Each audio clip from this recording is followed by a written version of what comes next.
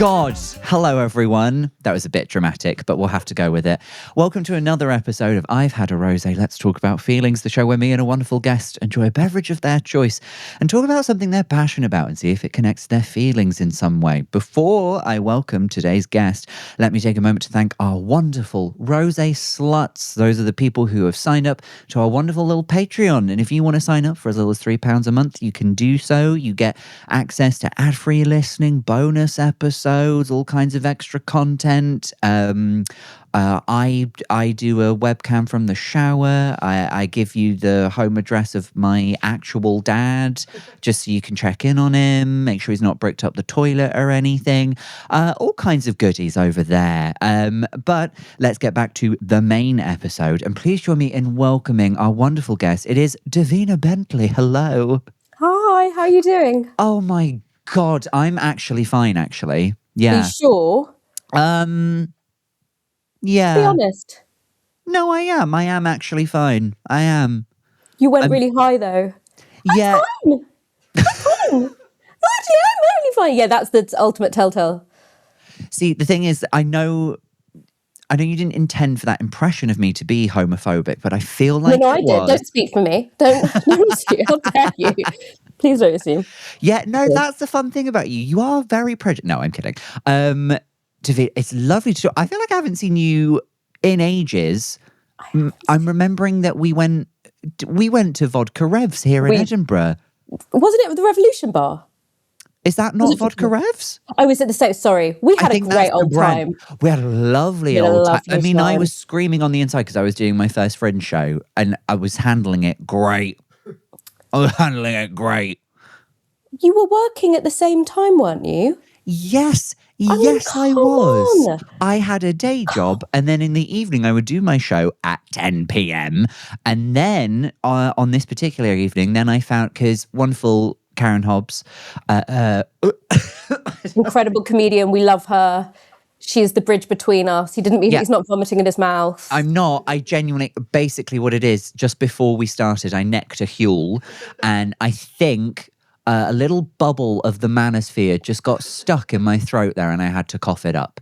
But that's cleared now. It just brought out, just mentioning another woman just made it come, in a positive way, just made it come out. Yeah, Huel, I do apologise. Yeah. But yes, I do recall having a lovely time. I do not think Revolutions is open anymore, I hate to say. I danced with your husband. You had to leave early because you had to work. Yes. You had to do a show. Yeah. And I danced with your husband like a whore. Like an after-hours whore. And as we've documented on the show many times, my husband loves his whores. He does. He really does. And that's why we love Karen. That's why we love Karen. We do. We support any working lady in this. I thought you were saying working class woman. I mean, she's from Stevenage, but I don't know why I had to bring up her class. I may be homophobic, but you're deeply classist. Yeah. Hey, everyone's got their little quirks, haven't they? You've got a little thing. Oh, a little thing. Davina, how have you been? What are you up to? How are you doing? I'm well, thank you. I suppose I was thinking about the fact that you worked full-time during your Edinburgh show, because I'm about to do my Edinburgh debut, because, I'm so new, 10 years in. Oh, what is debut? I mean, it's a silly concept. It doesn't matter. It's mad. Yeah. We should just all come down the stairs in white dresses, like a proper, a society debutante of the 1920s. Or a Miss World pageant. I would like that. Love that. I would love, but then Karen would win because she's got cracking tits. But and do you know what? I do agree. Lovely breasts. She really does. And they're natural as well. Not that I would judge anyone who's had work done, but I just think, that she's working with what God gave her. Right, and God gave her a lot. Yeah. But it's just stressful, and the balance of day job, and now I'm very conscious of people like you who are like, shit, working from home all day on a serious job, and then go and entertain the masses. Well, is that what your Fringe is going to be like? Are you going to be doing a day job, or have you got the time off? I've got the time off, but I'm going to be doing a day job for the month before. So I think I've worked out quite luckily. Okay. So I'm a lucky girl. Good way to do it. Yeah. Yeah. Lovely. But it's all, it doesn't mean anything except for everything. You know, it means everything and nothing all at the same time. or like if it goes badly, nobody dies, but I die. But it's all silly. It's Yeah, but all if you silly. die, great way to get press. Lovely way to get press. Fuck, I should do that. Oh no, but the comedian's already done that. Like 2 comics have done that. It's not even. Do you know what I mean? It would almost be hack. Which 2 comedians have died in a method to get press for their show? Well, not in a method. There was a brilliant comic called Paul Incognito, who who's a real comics bot who apparently is amazing. My friend did a film about him. I think he really did die on stage. Oh, literally. You're pretty sure, and everyone thought it was a bit. I mean, apparently it was so on brand for him. He sounds kind of fabulous. Yeah. And Tommy Cooper, no? I guess Tommy Cooper's the other one. The guy who wore the fez. I'm looking at the 2 people in this room like Tommy Cooper as a reference they'll get. Oh. Are they 12? Is your producer 12? How old's your producer? I heard he was Scottish. So I liked it. Right now we've got Dom in the corner doing the tech. You are 21? 20. Shut up. Shouldn't he be allowed out the house? Emma, you don't have to say your age, but I'm 34. 27. Okay. Yeah. And that's fine. It's fine. Does Emma know who Tommy Cooper is? She did, actually. I was very... Well done, Emma. Good work. Yeah. Well done, Emma. Well done. Oh, well, yeah. Do you know what? I'm just going to... This might be a controversial thing. I hope you don't die. Thank you. Yeah, That's really sweet. I think, It's also, I mean, it's not silly. It just sort of, it's a lot of work. It looks very stressful when you did it. It was stressful, right? It was super stressful, but I think genuinely, if the only benefit you get out of doing your first Fringe show is that you have got the first one under your belt, that actually makes such a difference for anything that you work on subsequently. Because now I've done the Fringe 3 more times and they were far less emotionally taxing, at least not in the same way. Yeah, got you. And so I think, and it's all just like, just do a show or don't. It doesn't matter. But also, if you do one, it's lovely. People will come. You'll have a nice time. There'll be good moments. There'll be bad moments. There'll be a lot of medium as well. A lot of hefty medium. But I suppose you only know that because you've done it, right? You know it because you got like you say, you got the first one under your belt. But I'm excited. It would be nice. I don't mean to keep talking about your husband, but it would be nice. I imagine it's very helpful to have a husband of the city and just a husband generally for Edinburgh. I will say my husband is wonderful. And he's not paying me to say that. And it is nice. It is also nice to live here whilst it's... hang on. It's nice to be doing the Fringe and then your home is also here. So then when you go home, you are surrounded by all of the things that you are normally surrounded by. And I have done Fringes before where, you're doing the classic, I'm staying in a flat with 7 other people, 4 of them are sharing a sofa bed, I'm technically sleeping in a shower. And that isn't helpful. I think if you can have your home and your husband be in the city, you should do that if you can. And also if you can't have those things, drugs, recreational drugs, I do think help. I suppose they're similar in a way. You must feel so smug when you finish the show in the evening and everyone was like, I'm going back to my house of 10 people. We all share a key. So I have to wait for my flatmates. And you're like, I'm just going home to my really nice flat with my husband because I live here. Yeah. This is my home. Crazy. And do you know what? We live in Edinburgh, so all of the Scottish people sort of don't mind that I'm English. So it's like a weird... It's kind of different for me because I'm like from here. I guess like in just some ways, like I am better than you. Yeah, if you know what I mean by that. Like you're lower than worse. Me? Yeah, you're I am better. Person. Yeah. I wonder if that's how I come across when I go, I'm actually from London, because it's like different, but I assume so. It's different because I'm like from here. Like I don't like my grandparents are like from here. Like we're from London. Yeah. You're ethnically from London. 100%. Yeah. No. I hope it comes across that way. Like, not that I'm ethnically from London. I hope it comes across that I'm being smug and like I'm better when people are like, oh, well, I'm from Reading. I mean, grow up. What is Reading? What is Reading? It's actually pronounced Reading, I think. Yeah. Mm-hmm. And what is it? It's like, I think it's home. Is it home of James Corden? No, it's where he went to university. I mean, I know that. Either fact there, I don't think they're putting on the Welcome to Reading sign. You know? What should they put on? Yeah. Yeah, poor Reading. They could just put, he's not here anymore. Welcome to Reading. Welcome to Reading. Welcome to Reading. It's safe now. Yes. Gordon's in LA. Get on in here. He's been sedated. He's under 24-hour monitor. We literally don't even let him come back to the city. That's how much we hate him. Yeah. We've banned him. Yeah. What a legacy, eh? What a legacy, Reading. Good for you. Hey, listeners in Reading, I'm thinking about you. I'm saying a prayer for you. And tell me very briefly about the show that you're going to be doing, Paul the Fringe. It's called Dancing While Old, and it's about how when you become a lady in your 40s, things really change. Like suddenly you walk into rooms and people used to kind of want to talk to you, and now they don't really want to talk to you. Oh. And then you're like, oh, why?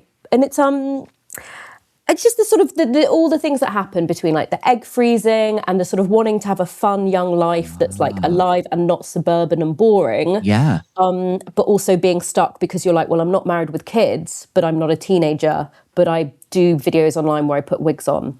So it's all that kind of like, I want to be an adult. I'm 42. Can I be an adult or can I remain a child? I see. Do we find out the answer to that question in the show? No, yes. Yeah. Great. Oh, well, I look forward to that. That sounds delightful. We will remind the listeners and the viewers of that when we get to the end of the episode so they know where to go, where to find you. But first, let's talk about your beverage. And it's a full fat fucking Coke. It's very interesting you said that, full fat Coke. Yeah. Because the way you described it, okay, so how would Dom and Emma describe this? So you call it full fat Coke. Katie Dom Norris says full fat Coke. Emma, would you say full fat Coke? She would say full fat Coke. Okay, but would nobody ever say a red Coke? Nobody would say a red Coke. And now when you messaged me earlier today and you said red Coke, I did think that was interesting. I think nobody says it but me. I think I'm trying to make red Coke happen. I mean, it is red. Red Coke suggests like it's like a quirky flavoured that you have to like get from like the corner shop because it's come from America or something. Yeah, that's so true. But I think there's just a thing when you're a girl, as I often am. Right. When I used to order a Coke at a bar, because I love a full fat red Coke, I'd be at the bar and I'd be like, can I get a Coke? And if you're somewhere loud, people would often, and still do say, diet, yeah? And you're like, no. Oh. No, sir. They suggest a diet. They often suggest a diet, because lots of girls do order Diet Coke. But I love a full fat Coke.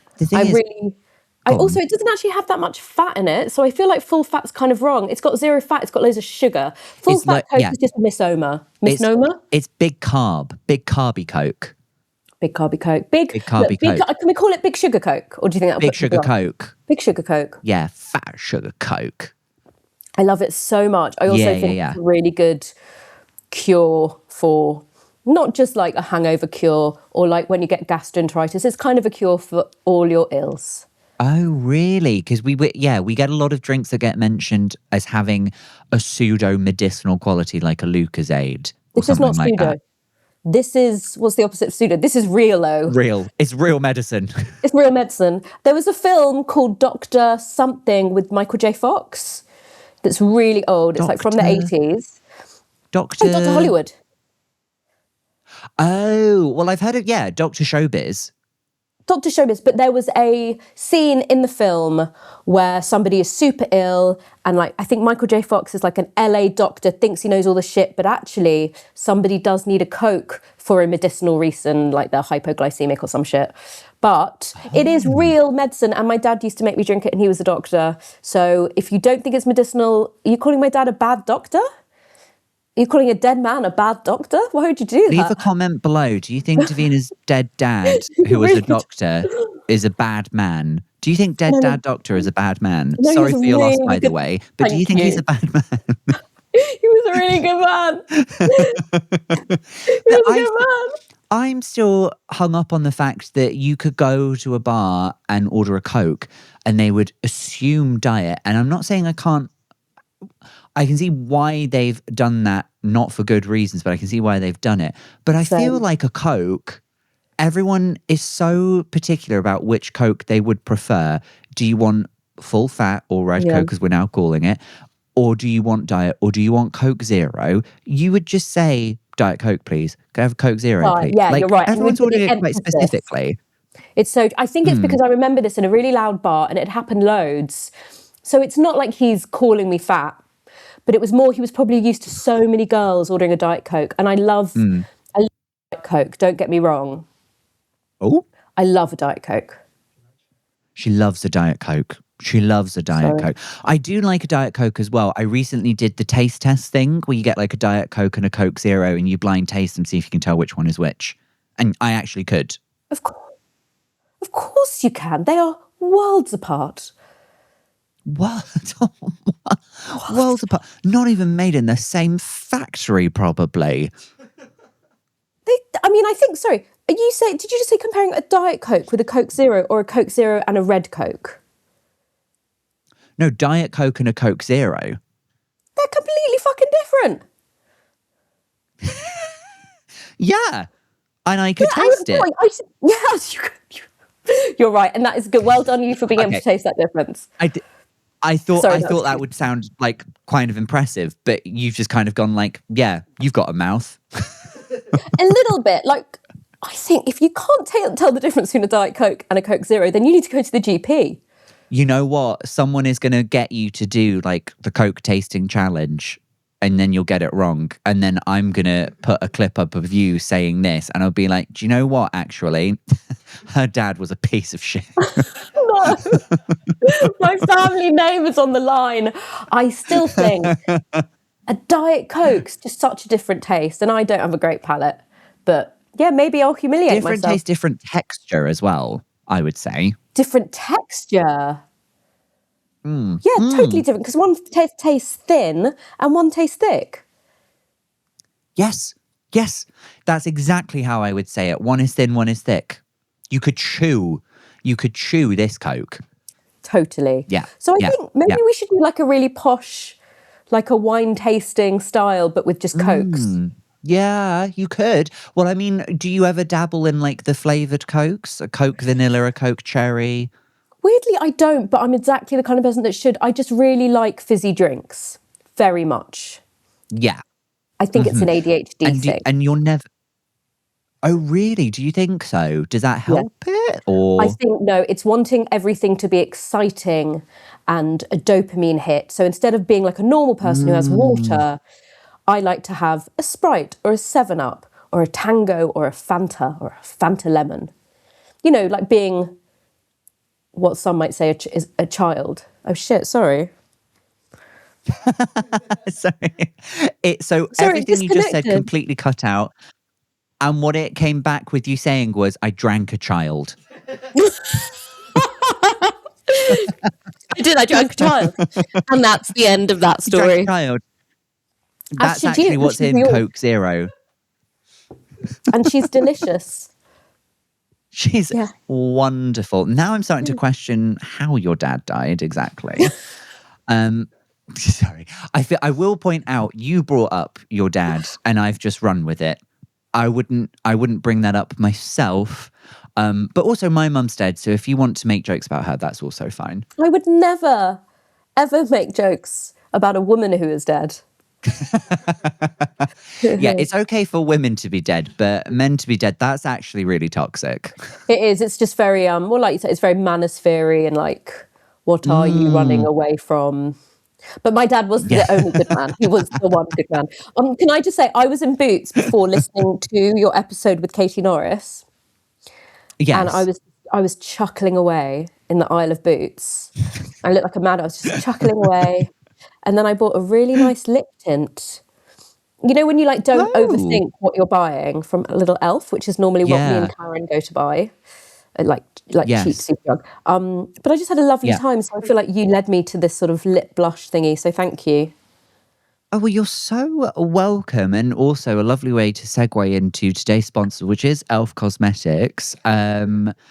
You can get their new lip tint today. It's part of the Bernard Matthews range. It comes in the shade Ham, and it's available today. Mm-hmm. Lovely bit of business. That's very It's a nice. lovely Isn't it? collab. Yeah, I just love to collab. I love to make content. Can I ask, when you have your classic red Coke, Mm-hmm. how does it feel? The first sips going down, how does it make you feel? I don't like to think about the things going on down here, but I love the bit when it's in your mouth, and I love a cold Ooh, Coke. yeah. I never even thought of it going any further than here, but when it's cold, it's just so delicious. It's just an ice cold Coke. I know this is like so obvious, but it really is one of the greatest feelings. And like, I don't smoke anymore, and I smoked for years. It's probably the closest Oh, to right. lighting a fag. Well, this is the thing. This is the thing. A Diet Coke straight from the fridge is often referred to as a fridge cigarette. Right, I just saw that from the Yeah. internet, and I know people say that about Diet Coke.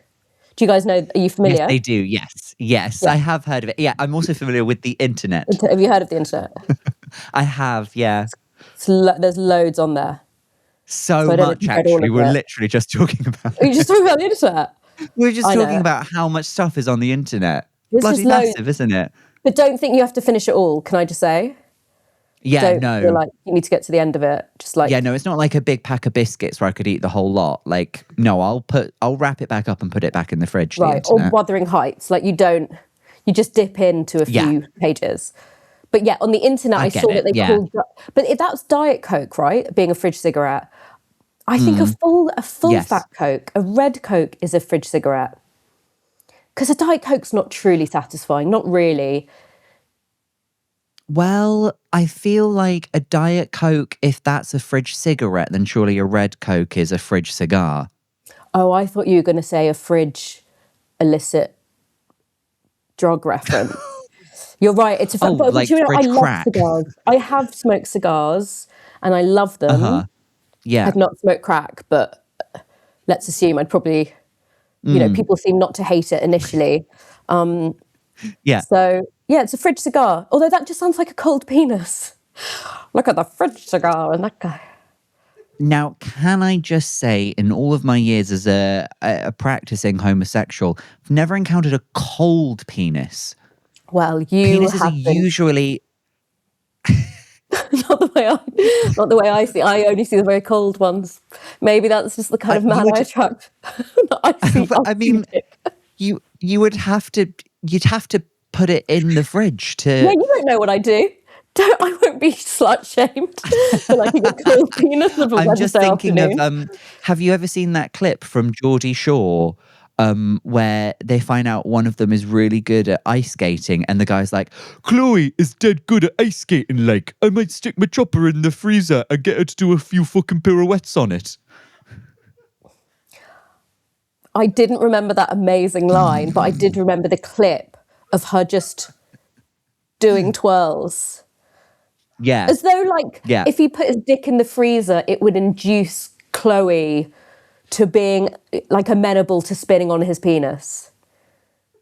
yeah. Like, she's sort of been trained the same way dogs are trained to sort of like recognize different scents. She sees ice and then she immediately scoots over to it. And then Yeah, swirls upon yeah, it. yeah, Like, she yeah. cannot help. She sees an Yes, icicle, swirls upon it. yeah, yeah. I mean, it's good God, visual don't imagery. take her to the penguin enclosure. No, no, no. No. No, awful for the penguins. Poor little Awful for the penguins. Awful penguins. for everyone.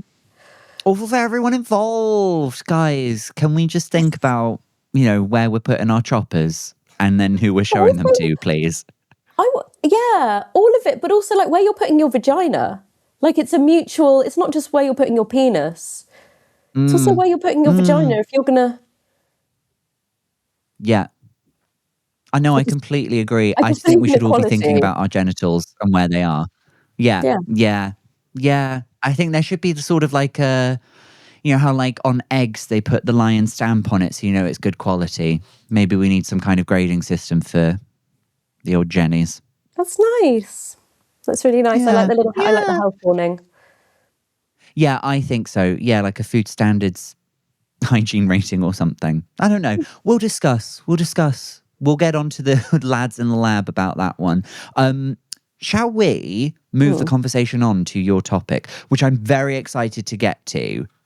Can I ask before we reveal it? I mean, obviously, if people have clicked onto this episode, it will be in the title, so you probably will already know. But why have you chosen this as your topic?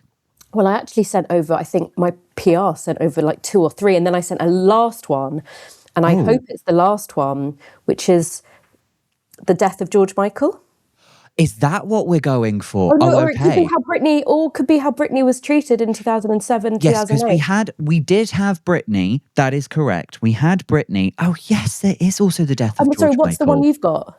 No, do you know what? I thought we were doing Britney, but now that I'm looking, you did actually give quite a few. So it's good to not do George Michael, because actually I'm about to get my period like today, and if I talk about it, I just get really upset. It's honestly like I love him so much. Yeah. It's actually probably best not to talk about the death of George Michael, because it's Do you think? Have Britney and George Michael ever done any work together? No, but if they would have excelled, because they were both just such exceptional. They would have thrived. They would have thrived because they were exceptional at what they did. And they were both incredibly hardworking. So they incredibly hardworking and for various reasons completely mistreated. Completely mistreated. I think. Yeah. You might disagree with what I'm about to say. I think that they deserved it. They had it coming because they're gay. Yeah. Stop it. No, I was about to say George Michael. I see, maybe this is sexism, I see him as a stronger person who could handle, and he handled the things that were thrown at him exceptionally. Like the way he handled outside, exceptional. Yes, yeah. I mean, also you could say age. He was probably in his 30s when it happened. Britney was younger. She probably did not have any support system. Also could just be being very classist in that she's from, is it Louisiana or Kentucky? Louisiana. If you say so. I think it's Louisiana. But I just think about Britney quite a lot these days. I think I'm just getting in my Britney, but I'm just thinking a lot about Britney. And I'm thinking about how we didn't think it was weird how she was treated. And we also, the reviews that Blackout got, like, it's such a good album. It's a wonderful album. It's like a wonderful piece of art. Yeah. It was reviewed poorly. It was reviewed poorly because she's like a good-looking woman. It's an exceptional piece of work. I feel like if it came out now, released by Charlie XCX, or if, say, Sophie had released it or something like that, someone who's cool, everyone would be like, this is an incredible piece of artistry. Yeah, completely agree.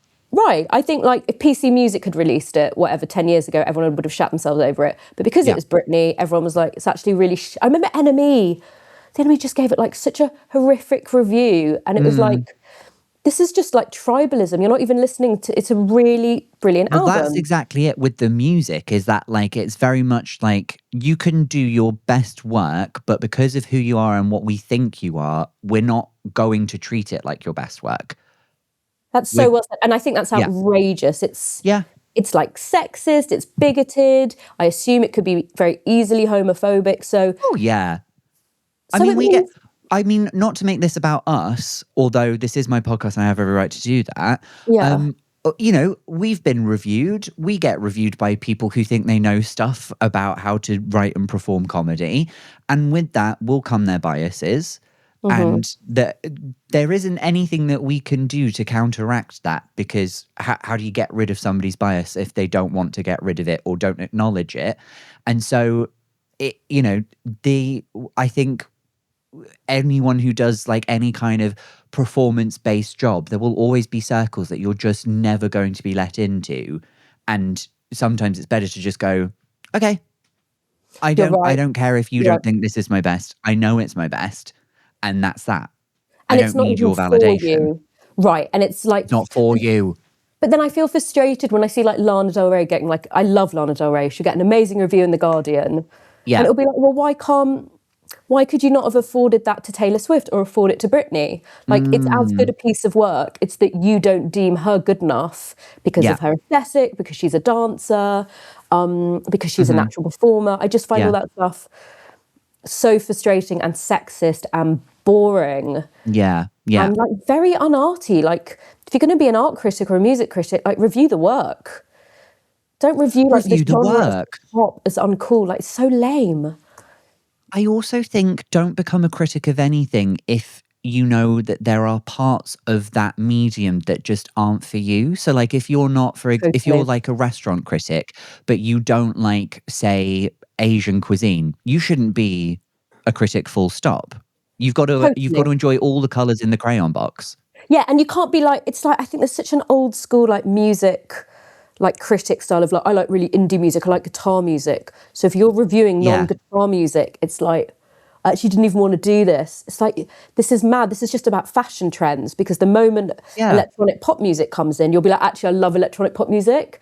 It's like, you like flat with the wind. You've got no backbone. So I suppose the criticism of Britney's work, I find upsetting. Yes. I still think Blackout is just such a superb album. Phenomenal album, yeah. Phenomenal. So like as an artist, I regret not appreciating her because I thought I was too cool, which I suppose is like a good lesson. I should have seen Britney live when I was growing up, but I was like, no, I love Blur and like indie music and I love pop. Like I could have easily done both. Yeah. Why not? So, never saw Britney, probably never will. Live with that regret. So that's the music. But then also just how she was treated was, we thought that was normal. We thought like hounding a woman in the street was a normal thing you do with a 20-year-old girl. Mm-hmm. That's weird, isn't it?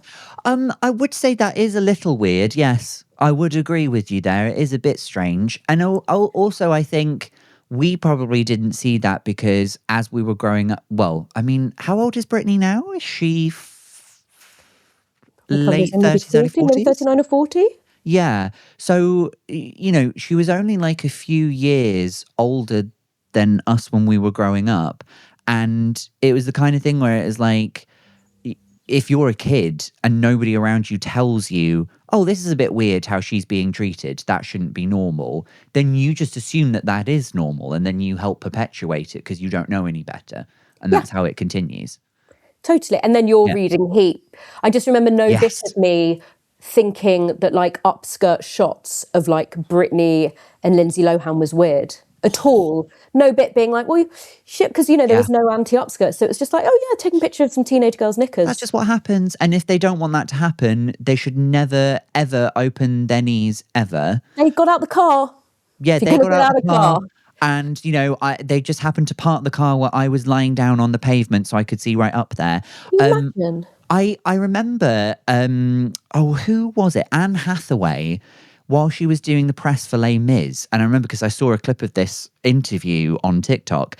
They got out of a car, paparazzi got a picture right up their skirt, and then obviously it went all over the tabloids and stuff.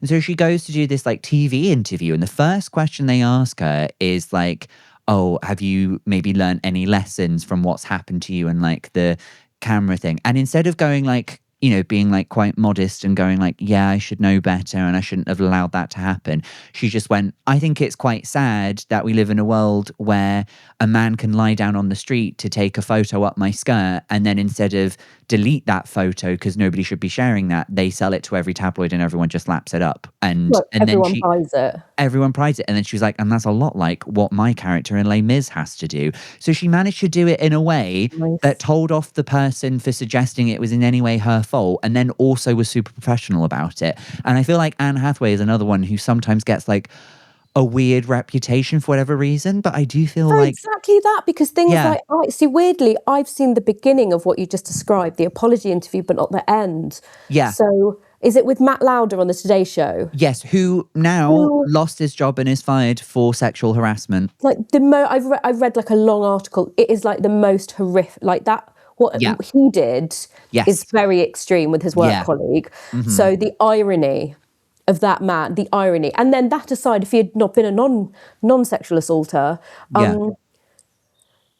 like the fact that I think I've seen that in clips of Anne Hathaway being difficult, where she's probably being difficult because she's trying to promote this film about, the French Revolution and taking pictures off a skirt. I thought you were going to say, that interview in the same press tour where he's going, you look great, man. How did you lose weight? And she just is like, hey, you're talking about weight loads. What's going on? You look great. Don't worry, man. Like, she just manages. And I think it's masterful. Uh-huh. But everyone was like, what an arsehole. It's like, dude, she's probably done like 25 of those all day where everyone's been like, why are you thin? Why are you thin? How much weight do you lose? Yes. Yeah. I completely agree. But I mean, let's talk about Britney from like the early days, because I think a big factor in all this is she was a child star as well. And so, and again, I've seen interviews of Britney calling out like some of the stuff that people have said about her. So the fact that she had the wherewithal to be able to do that when she must have been like 16, 17, but still knew that the criticisms of her were not valid and were coming from a very like biased and probably quite sexist place, to be able to do that, given that that's all she's known, because she started on Star Search. Oh yeah, it started on Star Search and then I guess Mickey Mouse Club, but not that long after. No, and then she started her pop career 15, 16? Yeah, I think for the video of it's like ignoring all the schoolgirl stuff, just trying to think aside from that. Early Britney, for Toxic, she's 17. And I remember that because the director of Toxic, who was this English bloke, I watched a behind the scenes on like VH1 or MTV. It was a behind the scenes of that video. And she's 17 years old. She's got the red catsuit on. And I remember the director... that's not Toxic. That's... oh, sorry, you know what I mean. Oh, God, which one is it? Oh, my God, I can't... Oops, I did it again. Oops, I did it again. So the director says, and it was just so icky. He goes like, God, you know, something gross like every man in the world when they see that, and like refers to seeing her in a red catsuit. It's like, but you're a 40-year-old bald guy. Like that could be your daughter. That's gross, man. Yeah. And it was and she was so funny. Yeah. And I remember she made all these jokes about the guys behind her, because do you remember the guys behind, they're like working out on these machines? Yes, yeah. She was like really funny. She was like, I think I should face them because they are motivating. And it was like, oh, she's really funny. She's really quick. The director's like this old gross guy. I guess it just was so sad because, and even in the interview, you know, like the interview she gave where they're like, oh, are you two together? And she's like, it's acting. You're an adult. You should know that. Yes, I know that one. Yeah, that's that famous. Maybe it's I can't remember what the press tour is, but she is young. She's like 16 or 17, and she's having to like very diplomatically and also funnily to be like, you're an adult. You should know. That's a funny. Who was like that? Like it's just extraordinary. It was just you know. I know we look back being like, I can't believe that's what happened, but I also look back and be like, I'm so sad for her, and I'm sad that I wasn't a bigger, more vocal fan of Britney, because I got into Britney like years later, you know, like when Blackout was big, you know, in the middle of Indie Sleaze. That's when I discovered it, but it was almost too late for me because I was like, oh, I would really like to see her live. She's amazing. Well, no, I completely get it. I obviously loved Britney, and I loved like a lot of pop girlies or girl bands and stuff growing up. I remember there was like, we had an assignment once in our music class where we had to design like a tour poster for a band that we liked, and I did the Sugar Babes, and everyone in the class was just like, Sammy, you a guy who likes the Sugar Babes? And until somebody points out to you that other people might think that's weird, you don't consider it to be weird, because you're not thinking about, oh, I don't like stuff so that other people will think I'm cool. I like what I like. But I love that you thought that. I love that you didn't think, oh shit, I can't do the poster about Sugar Babes because everyone will think that's lame. Well, I still did it, but then like afterwards, it was just like one of those, it's one of those clues, isn't it? It's just like, this is like a gentle reminder that other people will judge you based on the things that you like to do or the things that you take an interest in. So if you have an issue with them thinking that, or if you think that might cause you an issue, then you're going to have to pretend. So true. I remember I did, just briefly, I did this thing where, do you remember the TV show T4? Yes. So I was part of their presenter search. It was like just 6 weeks and we had to find a new presenter. Mm-hmm. So all these like beautiful young models would come in, and they'd often be just exhausted from, a lot of them had done Fashion Week and they're like 15, so they're tired. And then they have to do the screen test, and I'm doing it with them. And all these gorgeous young girls, I remember, would come in, and like one of them was dressed like she was one of the guys from the The Clash. Like, Oh, you know, she was just really cool, like Joe Strummer. Like, yeah. her agency had obviously made her look like a little Joe Strummer. And like another girl's dressed all like indie sleaze. And then I remember saying, like, what bands do you like? And she was like, I love Girls Aloud. And I thought it was so sick, because I love Girls Aloud, because I love Xenomania. I think one of St. Etienne was in Xenomania. Right, love them. That weirdly, I was never embarrassed about that, because I guess maybe because it's English or something. But I thought it was so funny that this girl had been dressed to look like she was in The Clash. And her favourite band was Girls Aloud. It was just so dissonant. Because it was clear that her agency had been like, wear this little, like, you know, hat, and wear this, like, and it was just like, no, just let the girl fucking dress like she's in Girls Aloud. Yeah, why not? Yeah. Let her. Let her. Wait, she so didn't sorry. get the T4 role, and that's what. Maybe she's, Is this something I didn't know? Did you used to work for T4? Very briefly, I did a thing called the T4 Presenter Search. Yeah. And then I worked on a TV show called Transmission, which I don't think that many people watched, with Lauren Laverne and Steve Jones. And then as soon as that ended, I went to law school. Wow. Because there was T4 had a bit of a hand in some of the more memorable moments from some of Britney's interviews. I remember Simon Amstel asking her if she'd ever licked a battery. Do you remember that? Oh. I obviously and then, but it wasn't. Not to. I love the things I love. Simon Amstel stand up. Yeah, and I think I don't. I'd like to think there are certain people who I think are comedians who they became very well known for maybe riling celebrities up the wrong way. But then as long as you felt like they had chosen the right targets, then it was okay. So like 100%. I think for us that was Simon Amstel. Yeah. The kooks. Pick the kooks. Yes, exactly. Pick some Brit school boys who were trying to be like little... So it was the same company that did Pop World. So it did all of those. But I suppose, like, I don't know. I mean, you'd get loads of those bands would be dicks. Like, I remember, because Transmission, we'd have to find bands. I remember all the T4 guys would always tell stories about interviewing a young band, including, like, I remember some boys who'd been at my school and they, like, refused to answer the questions. Or, like, one guy from a famous cool band, he just played a Homer Simpson badge over and over again that just went, oh. So it was like T4 was trying to interview him, you know, and this is like a fucking like rugby boarding school boy who's just trying to be subversive. So maybe my better judgment is like, well, maybe maybe like all that stuff was coming off the back of that. Like, if you're going to be dickheads to us and we need to interview you, that's part of releasing a record, we're going to be bigger dicks back. But not to Britney. Don't be a dick to Britney. No. Don't be a dick because she's don't be a dick to Britney. Yeah, I think also, obviously, like the thing that, and it's still referenced today, you know, is like when she was having, I guess when she was at like the peak of her public breakdown and she had shaved her head, and that actually didn't have anything to do. She did that because she had a friend going through cancer treatment, I believe. No, I believed it was the DNA thing. It was she thought they wanted a DNA test from her hair, so she was just like, just fuck off. Like, I thought maybe I've misunderstood.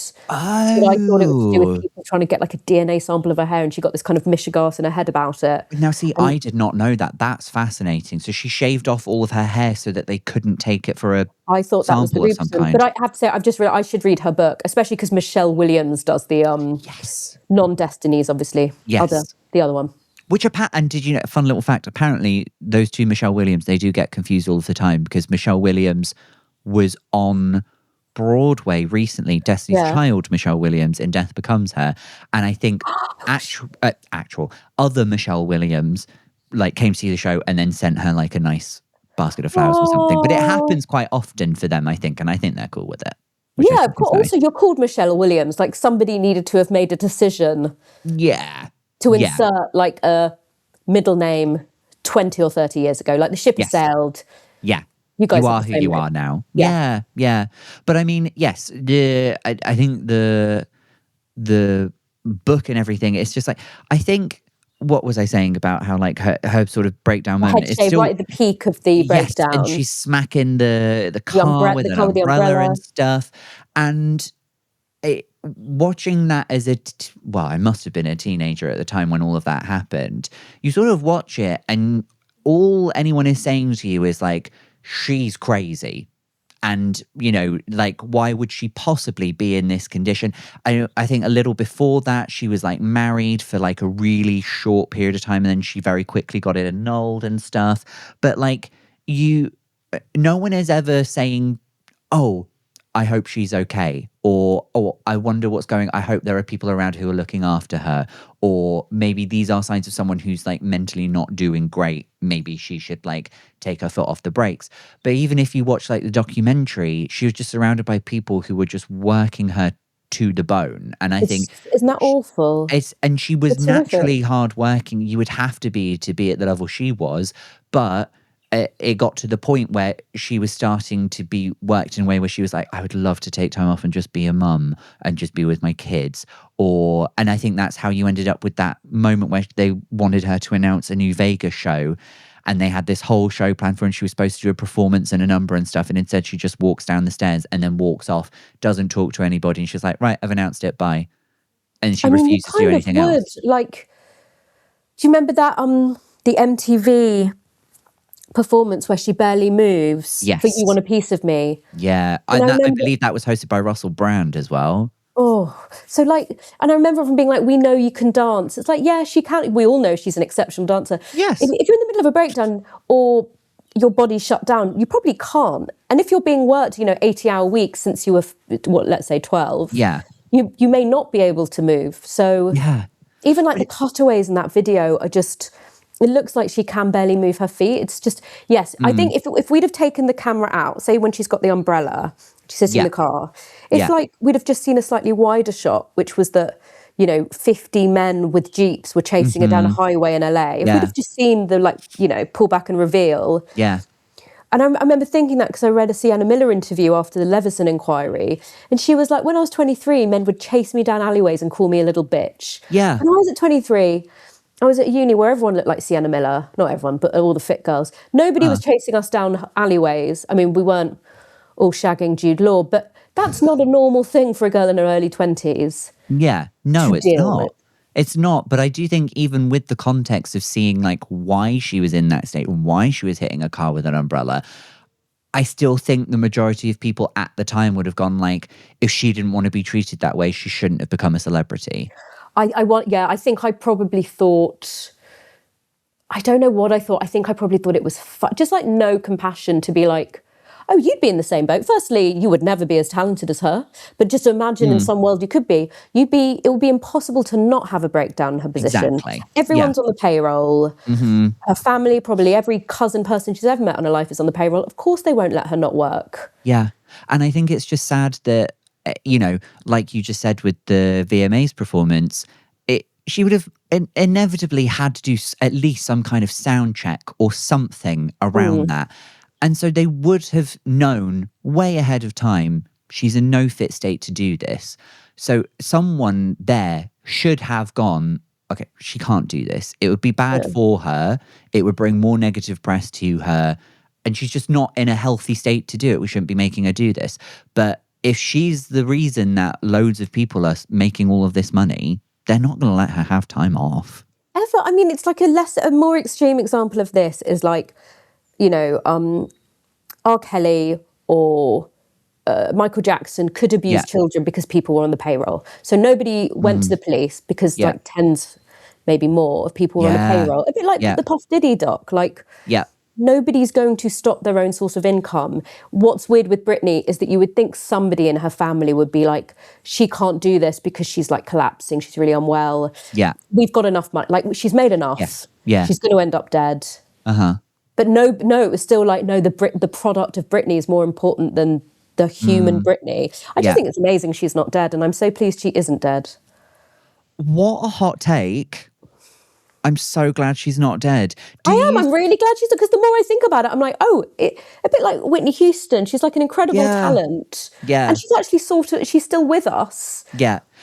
And it's like, you don't want to be ungrateful. You would rather be grateful for somebody's work whilst they are around to see you be grateful for it, rather than like, touch wood, nothing happens to Britney. But like, we don't want to be in a position like with Whitney Houston where like afterwards we go like, God, everyone was really bad to her, weren't they? You're Somebody really should have mean done to her. something. Meanwhile, let's like dox Taylor Swift. You know, we'll just move on to Right. another target. Totally. And I think also, again, Yeah. like Whitney Houston, I've only recently seen the interviews where she is so funny taking the piss out of Oprah Winfrey. You know, she's just like rinsing Oprah Winfrey to Yes. pieces. She's like, my favourite song, and Yeah. then sings Oprah's terrible, like shit pop hit back to Oh, her. yeah. She's just obviously like a total piss taker, really funny. Mm-hmm. And, you know, like lol. And it was just like none of that was ever conveyed. None No. of that was ever expressed. It was always just like beautiful woman sings very amazingly and, you know, was a child star. Yeah. And that was what was conveyed. Yes. Is it so? I'm trying to think, is it better now? I think it's kind of shit in another way, maybe. Like, I think because we have so much access to everything now, because of social media, it's like it's you know, imagine having social media when Britney was bald with the umbrella. If we had social media now, that might have played out ever so slightly differently, because we were being fed like a narrative from all of the tabloids. Like, she's crazy, she's lost it, she's gone mad. But like you said, with the thing of seeing the context of all the people around her, if we had like TikTok or Instagram, whatever, and we just saw like people who were there with their phones out filming it, then some people in the comments might be like, oh, well, she was obviously angry at all of these people trying to get photos of her and her kids or whatever. And like, so naturally just push has come to shove and she's had enough of it. And I completely understand that. And maybe that part of the conversation would have at least been had at the time. I don't know if it would have fixed everything. like a counter narrative could have come forth. Yes. But I'm just wondering, Yeah. like, okay, so I'm thinking of have you seen the baby doll dress stuff this week about Olivia? I always say her surname wrong, Rodriguez? No. What's that? So she, I mean, I think they're fabulous. She, I think, is 23. Uh-huh. You know who I mean? You know who I'm trying to say? No, I know who Olivia Rodrigo is. Yeah. Sorry, I always say her surname wrong. Rodrigo, sorry.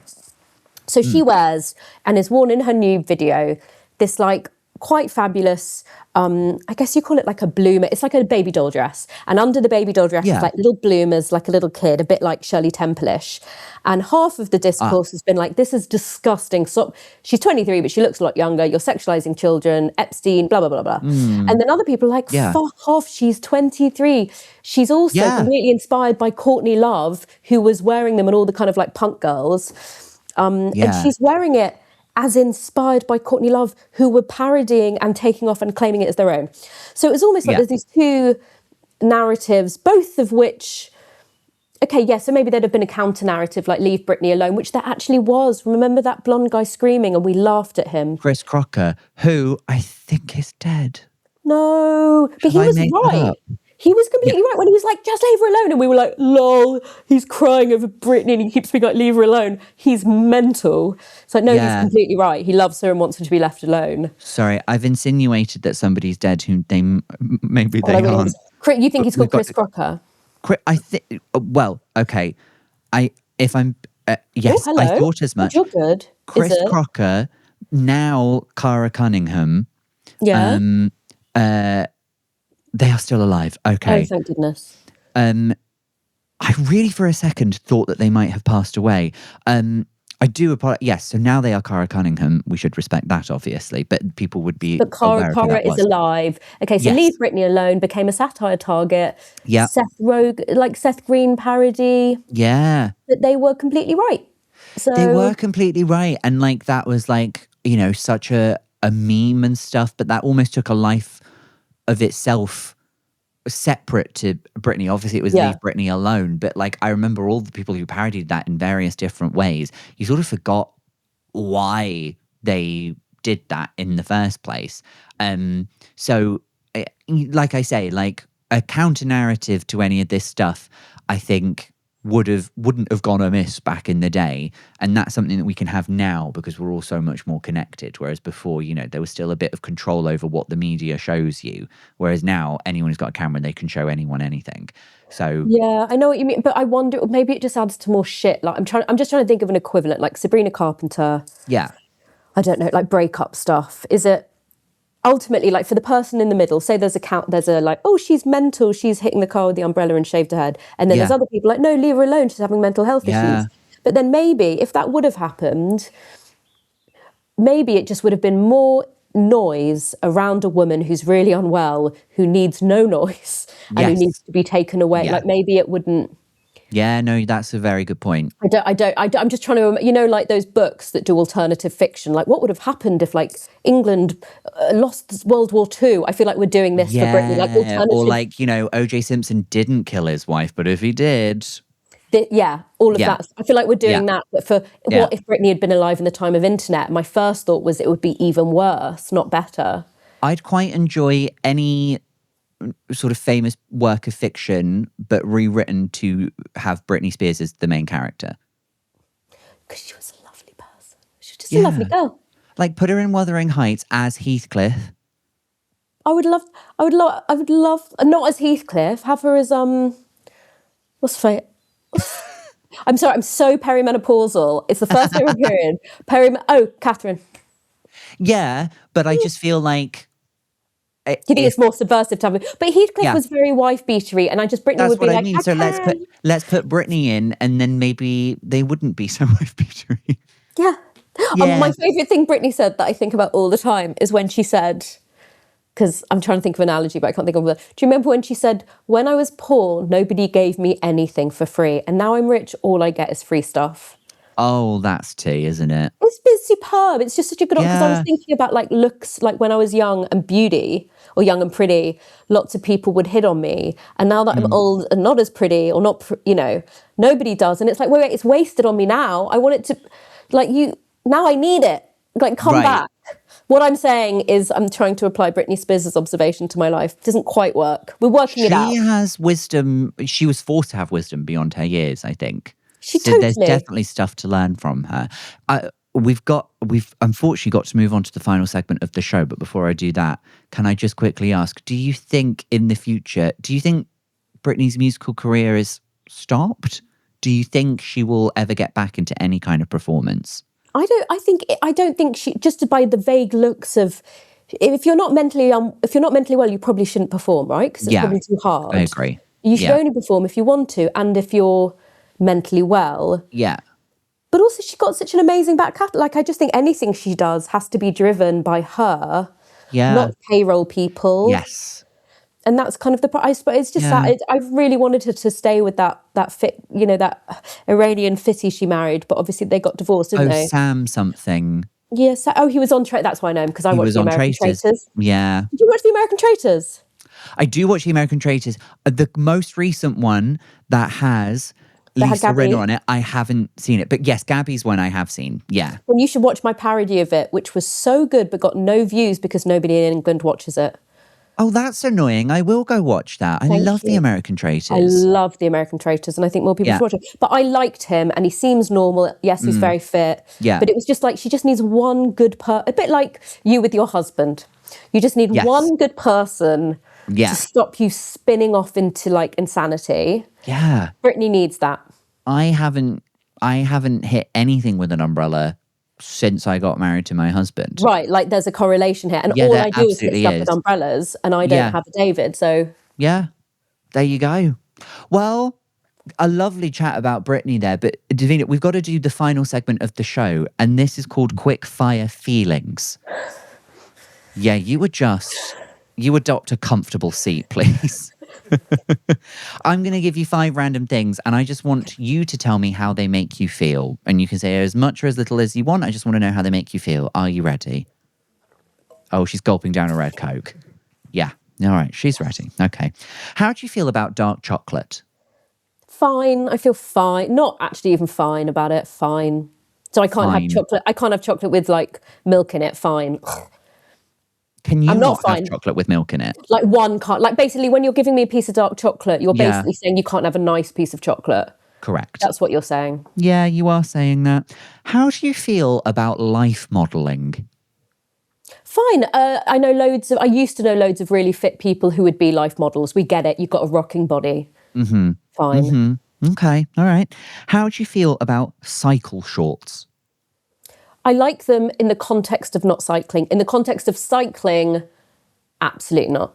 Absolutely not. Do you think it's just a step too far?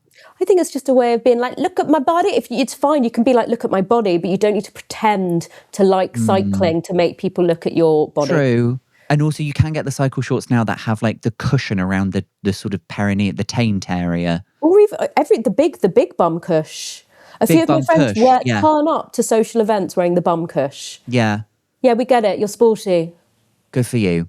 Yeah, good for you, I guess. We've all got gifts. How do you feel about foam bananas? Do you remember those? They're like a pick and mix sweet. They're bananas and they're like a foamy banana. I hate them, but we'll keep eating them. Like, they are disgusting. I hate these. They taste of banana. Gross. But I do like the texture. You like the texture, but not... Are you someone who doesn't like artificial banana flavour? Correct, and well spotted. Well, because lots of people say that. I weirdly love artificial banana flavour. That's very odd. Nobody it's like the worst after they haven't perfected it in any way. I just like it. I don't know why. It's something that's developed in my later years. I've grown a taste for it. I don't know why. You're like in a class of one. I look forward to you meeting the other person on the planet who's like, I also enjoy fake banana taste. If they're out there, please leave a comment below with your full home address. Finally, how do you feel about the lost city of Atlantis? It's not real. Wow, Davina. Wow. Some people drop truth bombs and other people have to just clean up the mess. That's going to be you, just clean up the mess of my truth bomb. Wow. That's probably the hottest take we've ever had on the show. I'm like, with my hot takes, I'm like... Yeah. All over the place. Fires. Just firing them off. And you're also very pro-gun. Yeah, I hope that's come across. I didn't want to be ambiguous about my stance on that. Yeah, no, because anyone who's listening, obviously we visualised the podcast as well, but Davina has just been wearing nothing but a magazine of bullets. And there's an AK-47 in the back. Yeah. Yeah. Like very Jodie Marsh of you. Very Jodie Marsh. Oh, she looked fabulous and we treated her ghastly. Yeah. Terribly. Yeah. More Especially time. you. Mostly you. Mostly me. I'm a piece of shit. Yeah. Davina, that's the end of Quickfire Feelings. That means it's the end of the pod. Have you had a nice time? I've had such a lovely time. It was so lovely chatting to you. It was a pleasure. Please remind everybody where they can find you, where they can find that lovely little parody video of the American Traitors you did so we can all enjoy that together. And remind us of where your Fringe show will be on. Okay, so my Fringe show is going to be on the Pleasance Cellar. The cellar at the Pleasance at 5:30 every single day of the Fringe, except for that one day. Pleasant Cellar. And then because not everyone can get into the Monkey Barrel, okay?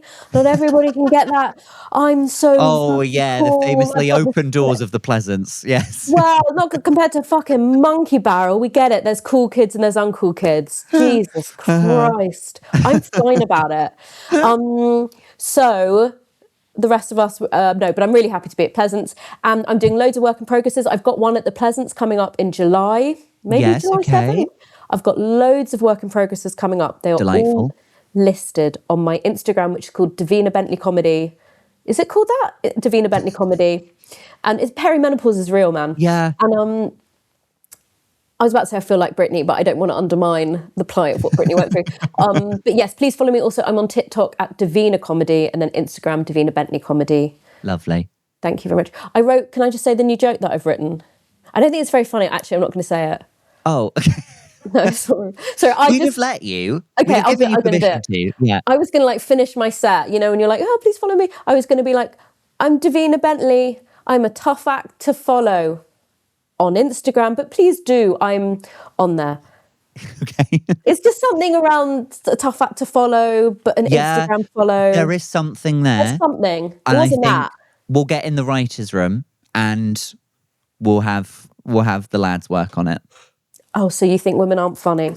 Based on that joke. My Edinburgh show is a lot better than that joke. Okay? Going into this podcast, I thought all women were funny. Now I don't think that anymore, Davina. Quite right, as you should have adjusted accordingly. Thank you for having me. You are so welcome. We will link to all of your lovely bits, all of the things that you just mentioned. We will put those in the description so people can go find you there. Also, I will be at the Fringe. I'm doing a work in progress show called Drop Zone 3, Please Ben, the first week of the Fringe. And we'll also be doing a live episode of I've Had a Rosé on the 12th of August here at Monkey Barrel Comedy. So So get your tickets for that. And that is all we have to plug. That is all we have to say. Thank you for joining us, and we will see you again next week. And you're not going to believe this. It's even worse in the world than the last 2 weeks where I've said, hey, it's horrible out there. It's gotten worse. I don't know how it's happened, but it's gotten worse. So please, if you're leaving your home, take a knife. No, we can't end on that, can we? No. Just be safe out Take a there. knife. I'm worried about you. And fork. Take a knife and fork in case you're hungry. You fat... No, okay, I've got to stop. I've got to stop. Eating. Could do this all day. Yeah, Should we do this all day? We could. We really could. No. Have a lovely week. Take care, everyone. Bye-bye.